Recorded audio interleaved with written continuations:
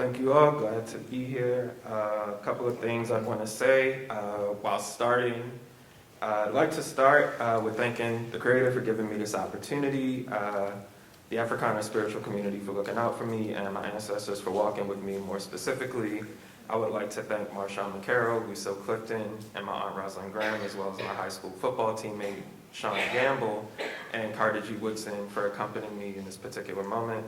I ask for precision, perspective, humility, and clarity as I begin this work of awakening, while in the wake of unrelenting as a practitioner of Africana Studies. Ashe. All right, cool. So, thank you to, really for this work. I think I'm talking in front of you today, but there's a lot of other people that have gone into this. So, for example, the Brown University Steering Committee on Slavery and Justice, people like Keith Stokes, Ray Rickman, Yvonne Cook-Lee, Tracy Picard, Alexandra Podorak. Like, the list sort of goes on and on with people who kind of contributed to this work at different stages. Additionally, it should be acknowledged that this is year 4-ish, I guess, of me doing research on this site, and what you all are going to hear today is a very, very, very small snapshot. It will sort of cover some general themes, but I'll primarily be focusing on 2 that I carry out in the sort of book-length project of this, and those 2 themes for today will be the seller and the clerk. So we'll kind of end thinking about those 2 figures, but yeah, let's kind of get to it. So in different settings and a different context for this presentation with more time, there's a song I would play, usually to begin, by French-Canadian African artist named Dominique Filsamier, and she has this song called Our Roots Run Deep Underground, which I would play. But really to kind of set the template and the sort of stage for where I want to begin the conversation is with this quote from James Baldwin that says, "My entry into America is a bill of sale." And this was a talk that Baldwin was giving with students in the late 1960s. But I think, especially for our purposes today, it's a good entry point, because if we're thinking about sort of histories and identity, it's very difficult to understand the African American experience if you don't understand the sort of vastly different trajectory.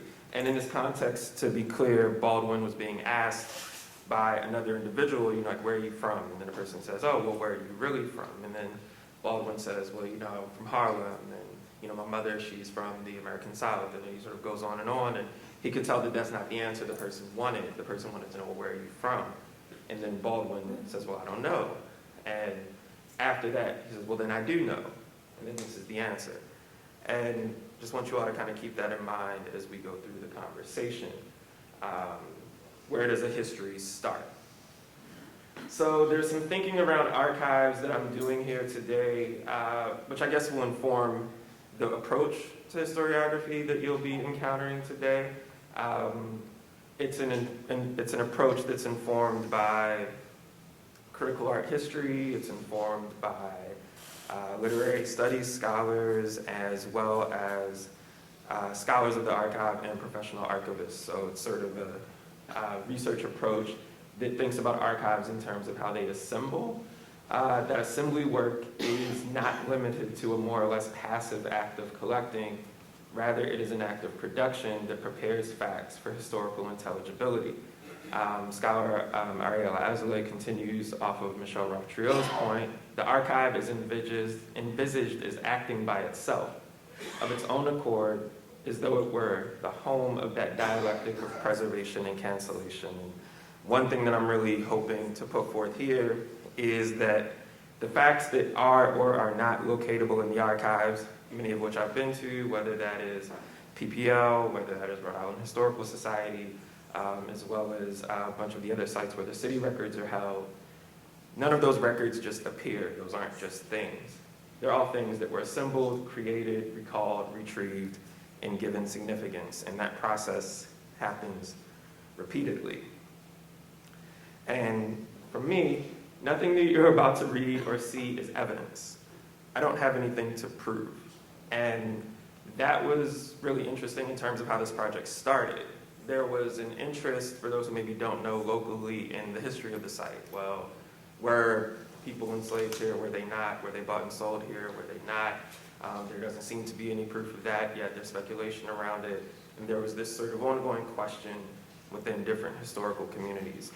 And as a scholar, to approach a question seeking to prove a sort of thing kind of gets you in the type of bind, but also, and more importantly, what would the document verify that we don't already know, right? What would a sort of, yes, there is a document, oh my God, we know this happened, right? Because we know that people were sold down the street. So like, for me, there's a very interesting thing of what often happens, especially with institutions, is there's a desire to locate culpability in a specific location so that one can then apologize for a specific thing. As in the more complicated thing, which I hope to broach today, especially when it comes to Market House, the issue isn't just one transaction or one event that occurred.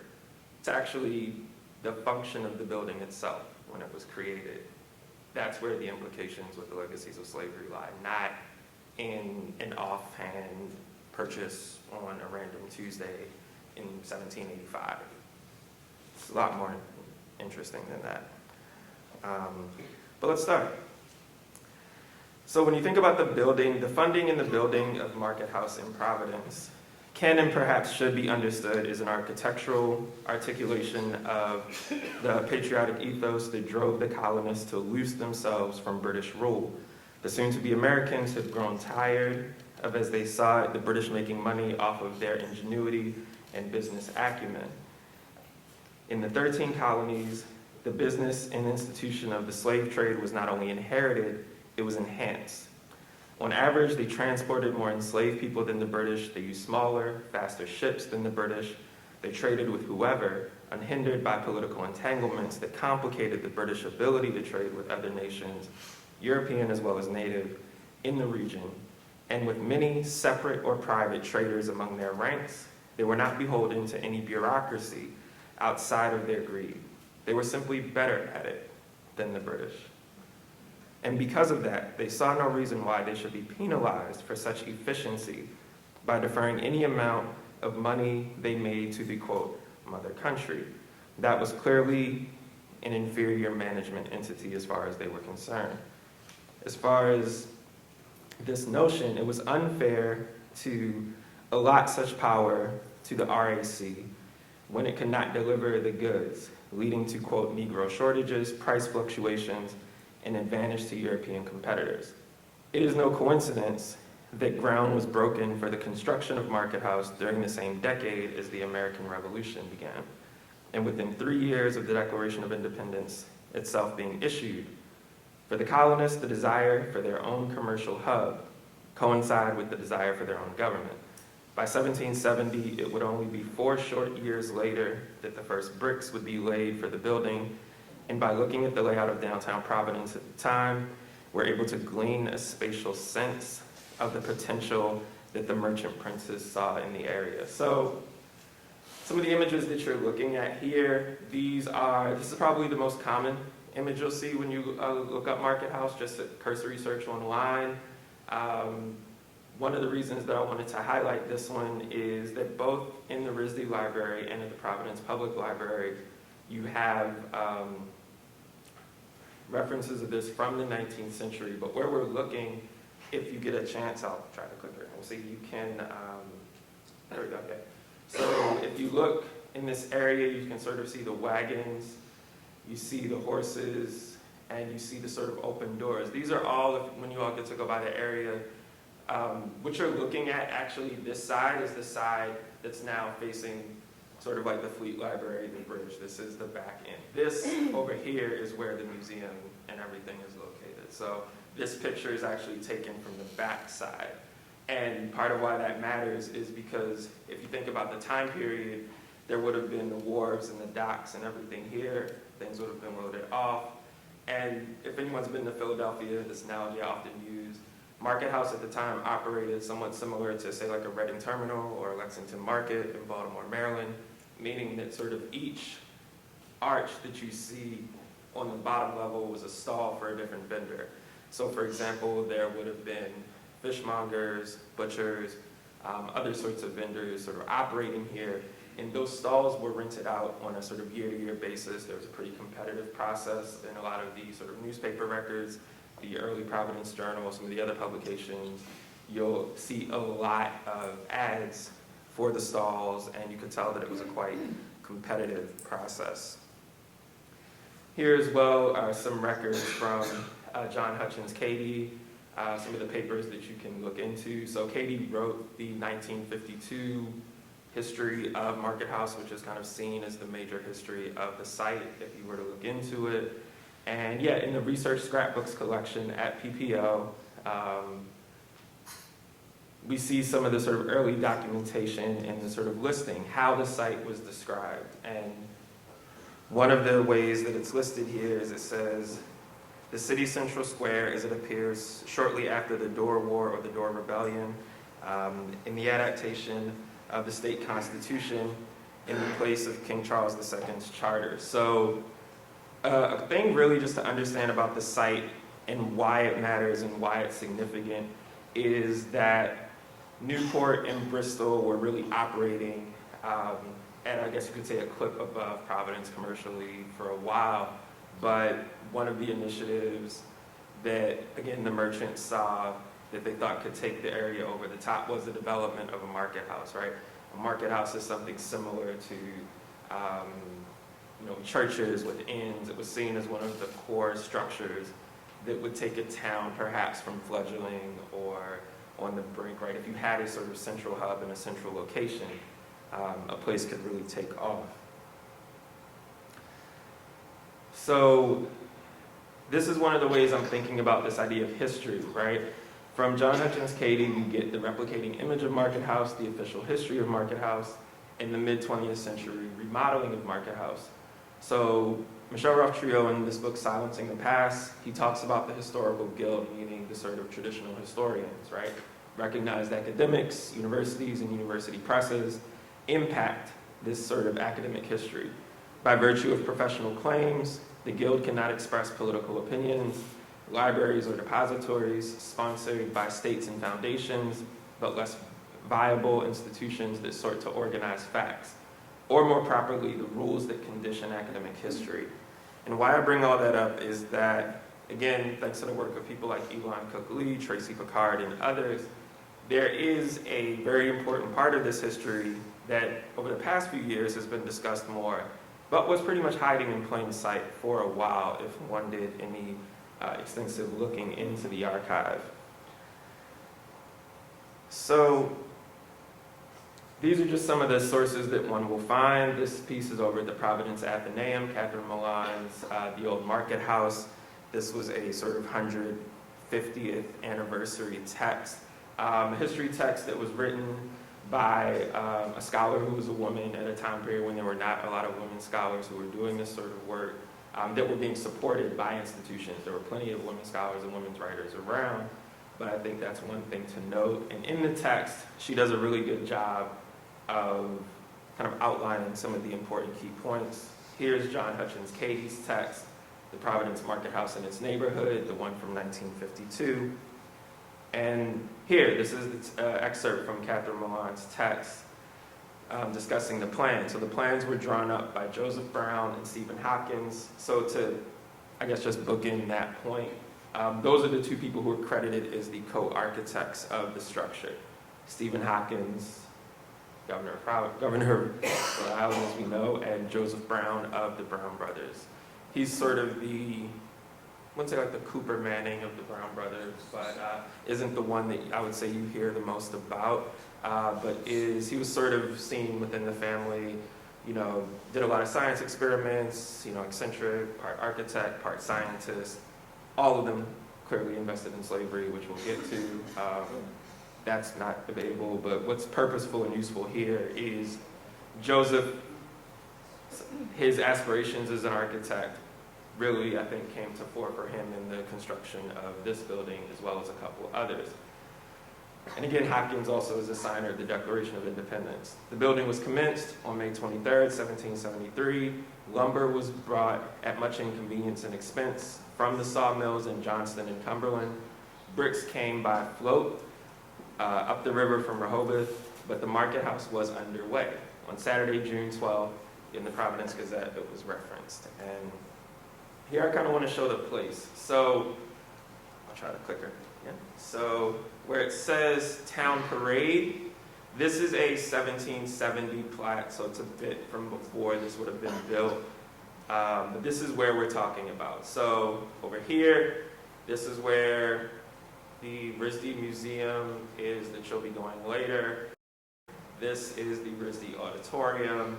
This is the bridge. And this, if you want to continue, it is where Fleet Library is, Stages of Freedom, so on, for those who know the area.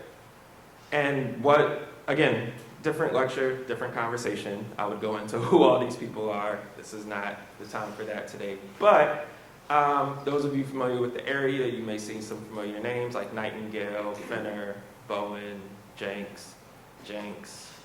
Again, there's a whole lot to be said there as well. But what's significant is that this ended up being the site that was actually operating as a sort of outdoor market prior to the construction of the market house. But the issue was because goods were being brought across the bridge, there were problems with with storage. Like a lot of things would go bad by the time they arrived. So that was one of the sort of key initiatives in creating this market house. Yeah, the plat provides us with an aerial rendering of the town. And one of the most, readily discernible features is the, quote, Great Bridge, with private wharves to the left and right of it, being surrounded by properties owned by a who's who of Providence elite. And as the last space unencumbered by a building on Main Street in central Providence, the parade almost selected itself as a center of commerce. Once the lottery ran its course, there was a lottery to fund the site. Once that lottery ran its course and the parade was selected, plans were drawn up by Brown and Hopkins. The only thing left was to grab the shovels. And indeed, as was said, that happened May 25th, 1773. In John Hutchins Cady's account of the development of the building, he writes that Moses Brown coordinated with John Wiley and Charles Keene to go to, quote, the college to get dirt to fill up the lot. It is here where an answer on the question, did slaves build Market House, that may be pleasing to some begins to take shape. Let's see. So the lottery that I mentioned. Let's see. From their inception and through the Revolution, the British American colonies that would become the United States, lotteries were often the primary method of raising funds for a variety of projects. This one being no different. The element of chance actually added to the appeal of lotteries, and tickets were enthusiastically bought, and the reading of numbers was often awaited with impatience. The real payoff was understood that which to be the lottery was paying for, not what it paid out.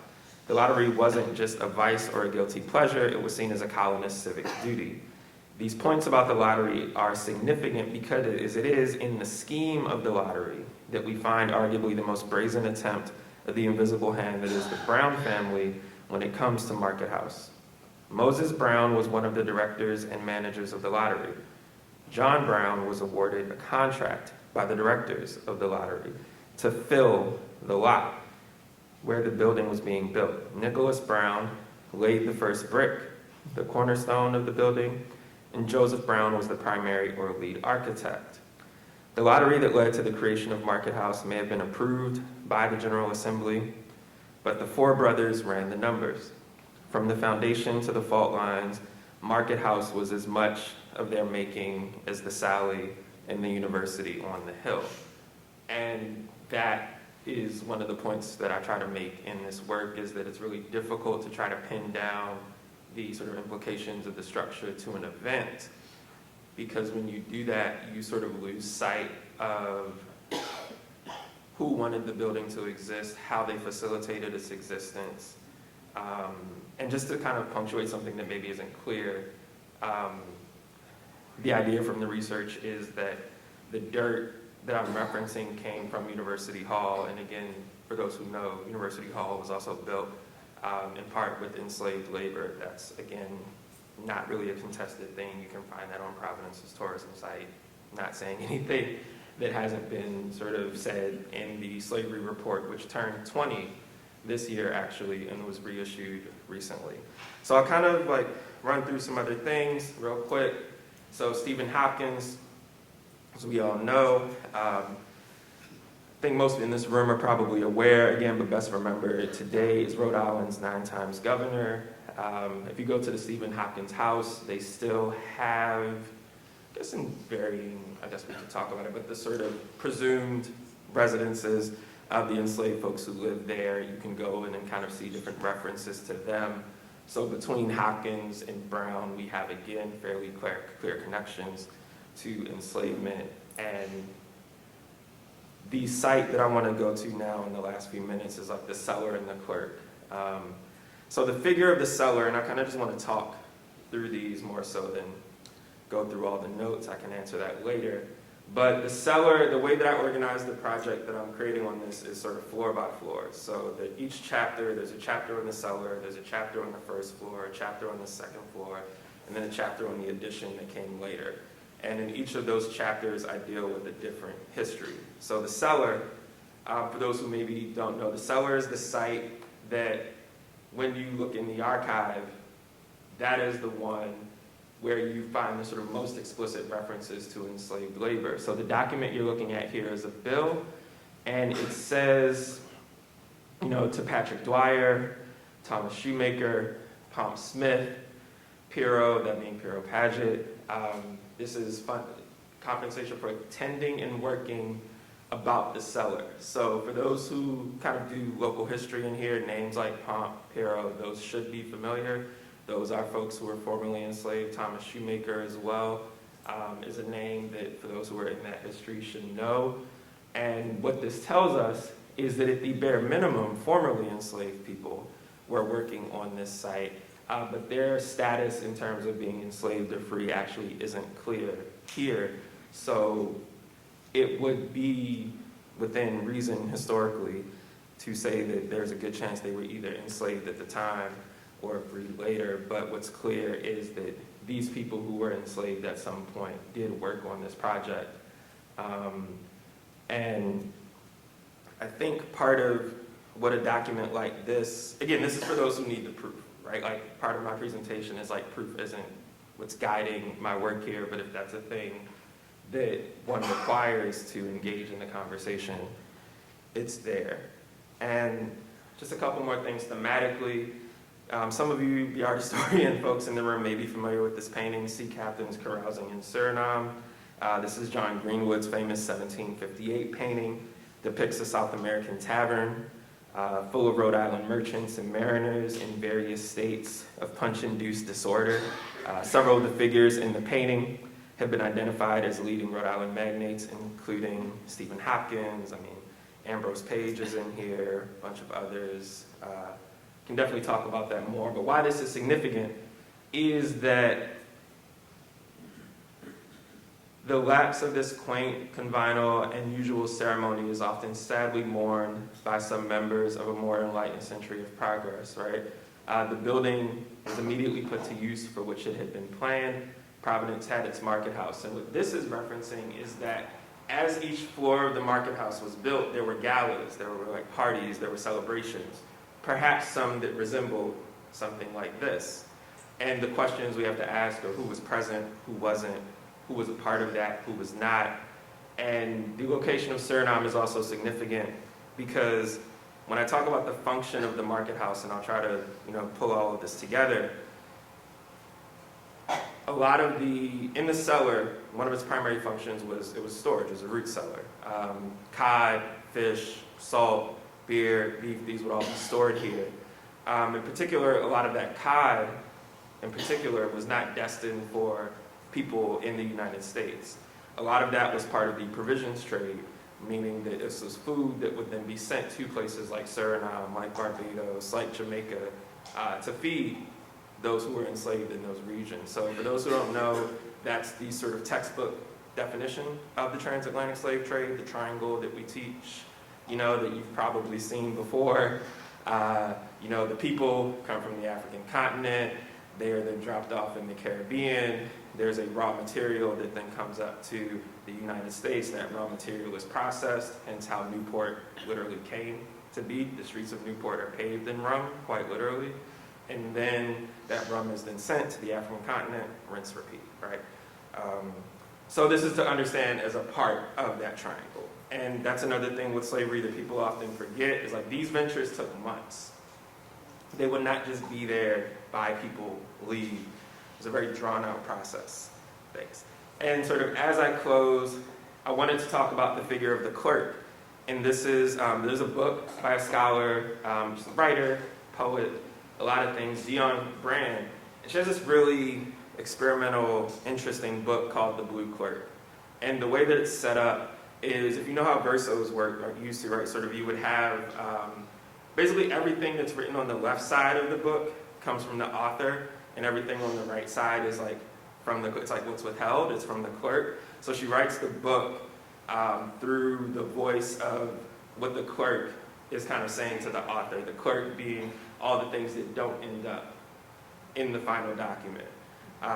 So it's a really interesting thing. So for me, I think about the clerks. So Silas Downer is the first clerk of the market house.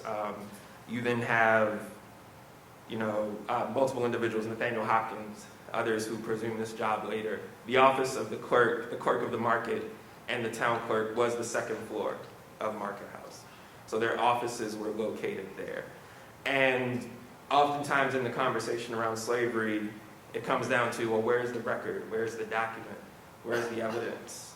So a question that I try to ask in my work is, well, who was keeping the records? Who were the clerks, right? If you go through a lot of these archives, you will find that a lot of these documents were dictated to clerks. A lot of these clerks, that was their profession. They would sort of dictate papers. They would have papers dictated to them, right? You can think about Barnaby, you know, for example, right, as a sort of imaginary figure. But this point here, and I'll end here, is like there's what's written and what's withheld. I thought of just examining what's withheld. And that is, and one of the places that I want to close and hopefully offer up for conversation is that with the site, it's not about, did these particular things happen? It was so-and-so sold there, was so-and-so sold there. It's about the very structure of the building as being a place that fueled the provisions trade, that on the third floor, Moses Brown developed spindles that ended up giving him some of the ideas around what would become Slater Mill, you know, years later, right? So I think if you think about the textile history, you think about the food provision history, the building itself is just like imbricated in so much of that, that you're not looking for a moment of implication, but an entire legacy of implication. And I will stop there. Thank you for the time.